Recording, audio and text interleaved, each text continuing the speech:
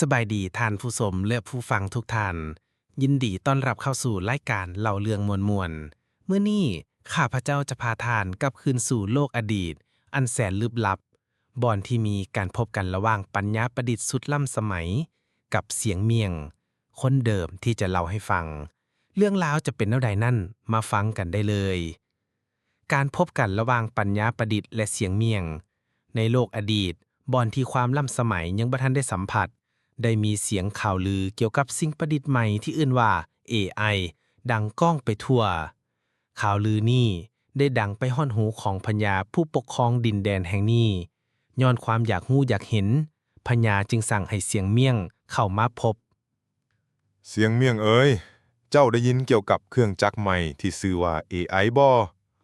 โอ้ยข้าน้อยได้ยินแล้วพญามันคือเครื่องจักรที่ทุกคนล่ำลือกันว่ามันฉลาดกว่าข้าน้อยอีกแม่นแล้วมันฉลาดกว่าเจ้าตั้งหลายเท่าค่อยอยากรู้ว่ามันจะช่วยอย่างเจ้าได้แดมันช่วยได้หลายอย่างพญาเมื่อพญาถามคำถามยากๆมันก็จะช่วยข้าน้อยคิดคำตอบแต่บางเทื่อมันก็ตอบถูกกว่าข้าน้อยอีกจนข้าน้อยเริ่มรู้สึกเศร้าใจ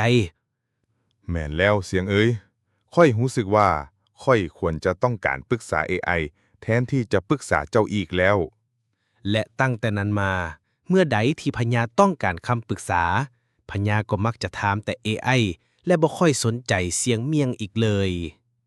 ขอขอบใจท่านผู้ชมและผู้ฟังทุกท่านที่ติดตามรับฟังจนจบแล้วพบกันใหม่ในโอกาสหน้า